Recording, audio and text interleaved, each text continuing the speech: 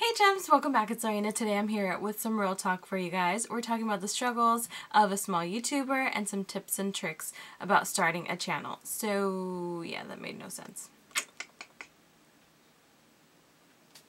Hey gems, welcome back. It's Lorena. Today we're here with some real talk, and I'm talking about being a small YouTuber, the struggles, starting a channel, all that good stuff, because I've gotten some questions recently and I've noticed some struggles as I've gone through this YouTube journey, and I figured why not share with you guys. So we're just gonna relax, have a little chat, and hop into it.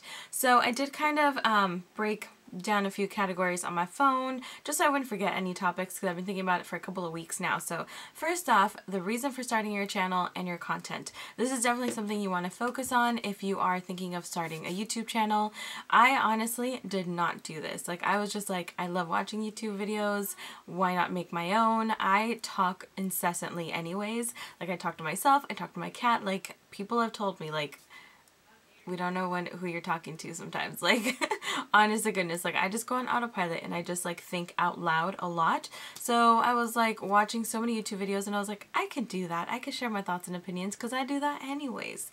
So that's why I started a channel, because I love makeup, I love beauty. I didn't really have a community at home that I could share this passion with, and I really wanted to join in on the fun.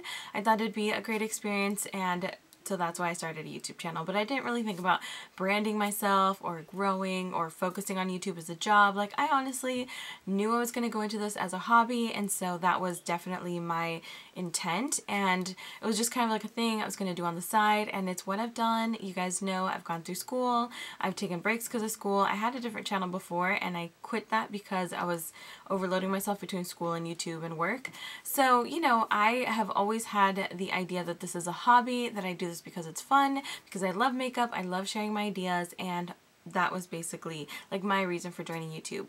But if you're joining YouTube to become the next Nicole Guerrero, or, you know, Jaclyn Hill, whatever, you're definitely going to be focusing on different aspects than I do. So I'll get into those later, but definitely think about why you're starting a YouTube channel, and also what niche do you want to fall into. Are you more comedic? Are you more makeup focused? Are you going to focus on DIYs? You know, really try to think of what kind of niche or category your channel can fall into. Mine's just kind of in the general beauty community, because I do reviews, hauls, all that good stuff. I'm not big into DIY. I'm not that creative, so that's why I don't have those. I'm not good with hair, so I don't do hair videos. You know, you have to realize your strengths and weaknesses and focus on those as well.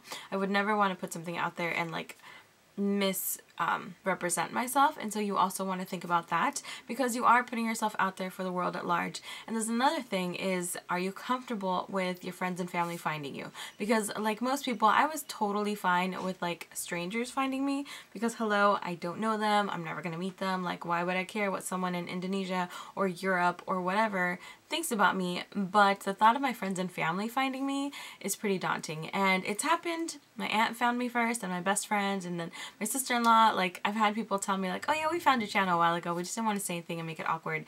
And you know what? I've learned to get over that. I mean, you're putting yourself out there on the internet. Anyone can find you, literally anyone. So you definitely have to come to terms with that and your comfort levels with it. And it might grow on you the way it did with me, or you might be perfectly fine. I come from kind of a judgmental family, I'm not gonna lie. So my brothers and sisters were the ones that I was like, please God, don't let them find me. But they did, and I lived. So it's definitely a hang up you might have to deal with. But overall, is it worth it? I think so. So those are just some things to think about before you actually start your channel. The name is important. Mine, I could go with my first and last name. I don't feel comfortable with that quite yet, so that's why I'm still Agemslife. And my name came from the fact that I was a GEM student. My major in college was Gender, Ethnic, and Multicultural Studies. We were called GEMs, and I kind of wanted something to play along with that because I really liked the nickname. So that's why I was like, I'm a GEMs, I'm sharing my life with you guys. I'll call it Agemslife. So that reason with me, it might not be as accessible, but again, I do this as a hobby. I'm not looking to get like thousands of subscribers. Would I like to? Of course. But honestly, I'm not as dedicated as some other people are when it comes to, you know, growing my channel. So that's definitely something you still want to think about though. How accessible is your name? How realistic is it? My last name was Miss Bella Loca, and that did not translate well. Let me just tell you. So learn from my mistake. Number two, or yeah, Second category, setup and tech. You definitely want to look up technology and your setup. Now, I currently use a backdrop. It's literally like a piece of cloth that I bought at Joann's that I hang up. And it's just because I don't want my cluttered bedroom to be my backdrop. I just find it distracting, and I find this a bit more neutral, and I just prefer that. But do you have a nice backdrop? Are you going to have to do something like I do? Do you have a good enough camera? Now, I have a DSLR, and I was taking photography, so I was lucky enough that I already had a T3 when I started, but not everyone has the budget for that. So what kind of, filming setup? Do you have a tripod? Do you have something stable to put your camera on? Even if you start off with a phone, phones have such great quality nowadays, so it's really easy to kind of start off, and I think that's great. You do want to focus on clarity though. You don't want like a blurry or grimy video. Your lighting is really important. Lighting is everything in photography and video. So do you have room for a ring light? I currently don't. I film in front of a mirror, not a mirror, a window. Well, there's a mirror here too, but I film in front of a window. I'm lucky enough that I have a neutral backdrop behind that window, so it's basically like a concrete wall. So I'm not like getting different lighting bounced into my bedroom. But what kind of lighting do you have? What kind of space do you have? Those are things to consider when you're starting a YouTube channel. People really don't like watching really dark, grungy, like super pixelated videos. I know I have a hard time with it, especially if it's something like a makeup tutorial or a first impression. I want to see things true to color, so I feel that, natural lighting is best when it comes to that, or even the ring light and all that. So what's your budget? What can you do? Also, editing is important.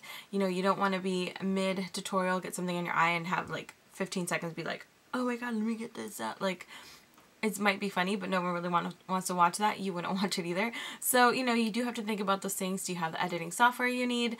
I have a MacBook, so that comes with iMovie. Most PCs, if I'm not mistaken, come with like Movie Maker. So, in general, most computers come with it, but do you want to upgrade that? Are you okay with the basics? I'm okay with the basics. I don't do very fancy editing. Every once in a while, I can insert like clips or music or little emojis, but I'm not the best, and I kind of hate editing.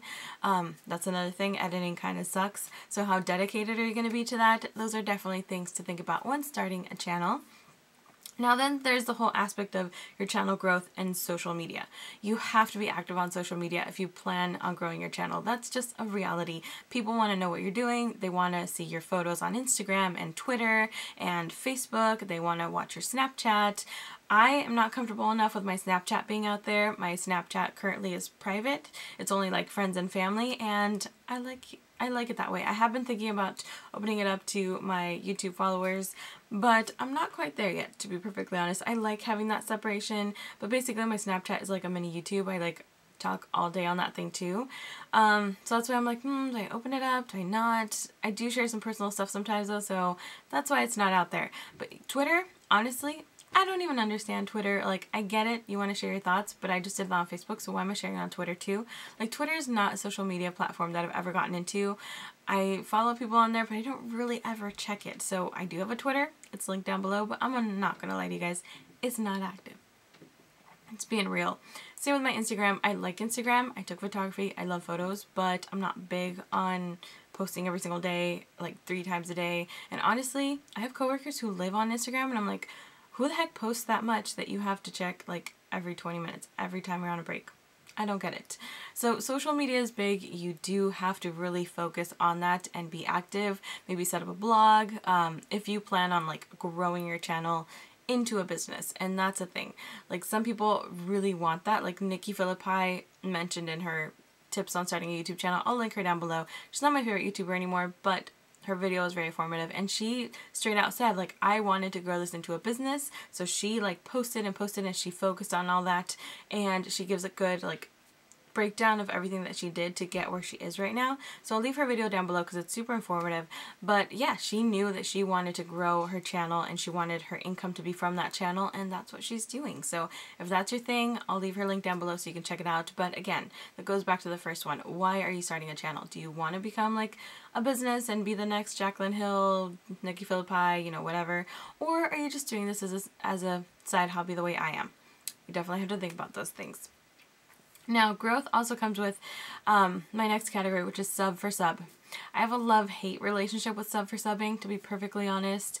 I've done it. I'm not going to say I won't anymore, you know, that kind of stuff. If you leave me a comment saying, hey, you know, I enjoyed your video, I started a channel too, would you mind checking it out? I will more than happily check out your video. But I personally have specific things I look for when I'm subbing for a channel. If you're 12 and you're still talking about middle school stuff, I'm not going to sub because we're at different points in our lives. I can't connect to that. And honestly, I sub to people that I genuinely want to watch.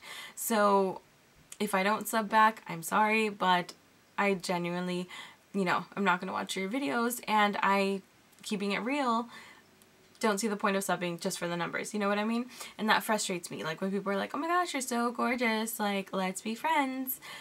You know, I'm a pretty straightforward person, so if I'm not gonna be your friend, I'm not gonna, you know, encourage that. Like, I will check out a channel and be like, hey, like, I enjoyed this part of your video, or I'll leave constructive feedback, or just be like, hey, I think you're doing a great job, good luck growing your channel. Like, I will definitely check it out, but I'm not gonna subscribe to every single person who leaves me a comment saying stuff like that, because I'm not going to watch every single one of their videos, and I like to keep my subscriptions to the people I'm actually going to watch. So just putting that out there. But if you're not as picky as I am, sub for subbing can be a great way to, you know, up your channel. Don't leave comments on other people's videos saying like, hey, any small YouTubers want to help each other out though? That's just rude to the person who actually grew their channel. So that's a little disrespectful. Don't do it. Don't recommend it. Just saying, that annoys most major YouTubers. It annoyed me when I got one recently. I was like, really, girl? I only have 300 subscribers. Like, I'm a small YouTuber too. What are you talking about? So that's a thing to think about. Last but not least, reality check. How big is your collection? How big do you want it to grow? Honestly, I loved Wayne Goss's video recently on his like decluttering of his makeup and giving it away to charity and giving it to people who are going to be thankful and appreciative of it, because honestly that's why I started a declutter, because thanks to YouTube, thanks to this little hobby, I was accumulating so much stuff that I wasn't using that yeah, it was becoming a problem. So how big do you want your collection to be? How big is it currently? Like, how much money are you willing to invest in that? Hauls are big, big view videos, you know, like what's new kind of videos, reviews, things like that. Those get a lot of views, but honestly, do you need all that stuff? It's definitely something I've thought about recently. Like, I just did like a huge mega haul, and I'm like, okay, a few of those things I already know I'm gonna send off to Project Beauty Share because I'm not gonna use them. Same with my BoxyCharms. I'm like, do I really need to receive BoxyCharms? I love it, but do I need to be adding stuff to my collection every month? I don't know. I've been thinking about that. But yeah, your collection size kind of matters. Some people like love seeing huge collections. Some people have tiny collections. Look at Tanya Burke. She has a really little one. But your collection will definitely fluctuate, and how much are you willing to invest in that? It's definitely something you want to think about. Your inspiration. Honestly, I sometimes don't feel like putting on makeup and filming and doing all that stuff. So how dedicated are you to your channel? How regularly can you upload? Uploading regularly is really important for keeping up your subscriptions. A lot of viewers get frustrated, I can't speak, with people who don't post consistently. I'm guilty of this. Honestly, I get overwhelmed. I get tired. I don't want to spend my days off wearing more makeup when I work in a makeup store and have to wear like a full face every day to work. On my days off, I don't want to do this. I just want to relax, watch some TV, get my chores done, and like let my skin breathe. So I have definitely slacked on posting, and sometimes I just don't have inspiration. I have like no ideas. I'm like, I don't even have anything to talk about, so I don't post. So you definitely want to think about that, because that will annoy your viewers. And I know it's a problem. I apologize. It's just life. I keep it real with you guys. Like, that's what's happening sometimes. I just have like zero ideas, no inspiration, and I don't feel like getting up and getting dressed that day. So that's another thing to think about. And last but not least, negativity. You will face negativity just in life. You're not a gold coin. Not everyone's gonna love you. That's this Mexican saying. Try to translate it. Hope it worked out. But the point being that, like, as Dita Von Teese says, I think Alicia recently said this in her video, which is where I got it from. So I'm not taking credit for either of these, but Dita Von Teese says, like, you might be like the juiciest, ripest peach. There'll always be people who don't love peach. So there's always going to be someone who, like, maybe gives you a negative comment. Maybe someone in your family is, like, teasing you or making fun of you for having a YouTube video. You have to have tough skin. Honestly, you have to be able to let that slide off your back. Like, you just have to be able to let it go, because that's the world we live in. So those are basically, you know, the struggles I've noticed, the tips I have, how to start a channel. I hope it helped out. Let me know what you think in the comments down below. Are you thinking of starting a channel? Have you started one recently? Are you facing some of these struggles too? I know that I have been definitely lagging on posting, on inspiration, and I've just been tired. So that's why I've been taking these breaks, but that's reality. So thank you so much for sticking around for this real talk. I hope you found it helpful. Let me know what you think in the comments down below. Don't forget to click the like button and subscribe for more videos, and I will see y'all very soon.